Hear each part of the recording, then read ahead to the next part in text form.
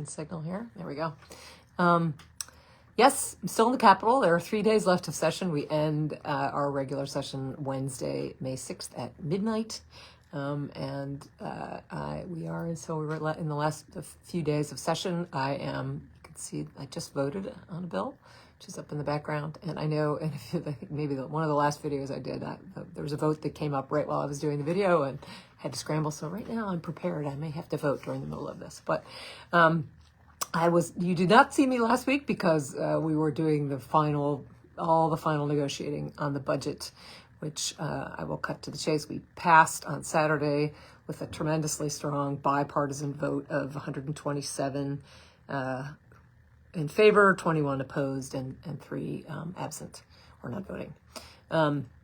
That's pretty incredible. Just to be specific, that includes 27 members of the minority. In fact, more minority party members voted for it than voted against it, which we're all pretty proud of. And it is quite an impressive document, I think, in terms of the moment we expect to. But it did take last week quite a lot of meetings because the budget includes both the budget, which is really just a series of numbers on both the spending and the revenue side. What's called the implementer, which is all of the policy that underpins. I'm going to turn down this volume while we're speaking here, so you don't have to listen to both of us. They're making sure everybody's voted. So it includes the budget, which is just those spreadsheets, basically.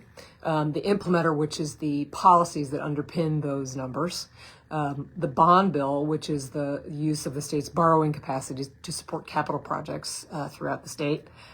School construction, which is, as it sounds, another sort of capital investment thing, but particularly for schools.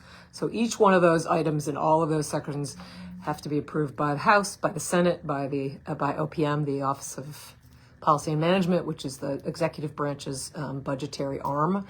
And some of it also has to be approved by other committees. So school construction has to be approved by the Education Committee, and the bond bill has to be approved by the bonding subcommittee. So that is a lot of meetings and to go through every item, especially when particularly the back and forth between the House and the Senate, but also between the legislature and the executive branch. Sometimes the answers are clear, yes, no, that can stay, that has to go.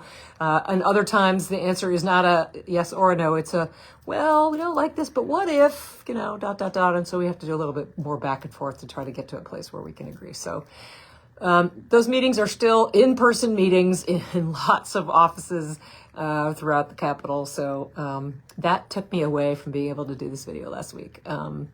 But in the end, the budget that we passed, again, with the overwhelming bipartisan support, provides a lot of relief to municipalities, which we all felt were feeling the pinch of this particular moment.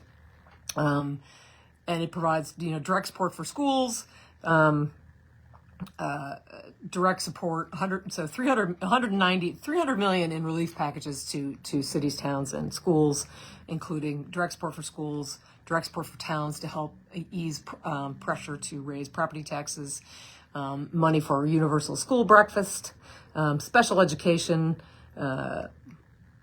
and a number of other points. I'll try to provide more detail on the spending in the newsletter and, of course, in days to come as we have more. But we also had a historic agreement with our hospitals. We have to renegotiate our hospital taxation system, which is expiring. And that is tremendously complicated, and we came to a really good place that will help maximize support for our hospitals, while also having some new accountability measures to make sure cost savings are in there, and that people will who qualify for assistance will have access to it. Also really important for it. We also did things like expanding sales tax week, made school supplies not subject to the sales tax, provided a family caregiver tax credit, help for small businesses to participate in the research and development credit. So lots and lots of good things. Again, I'll provide more detail in the newsletter, but I'm really proud of what we were able to do.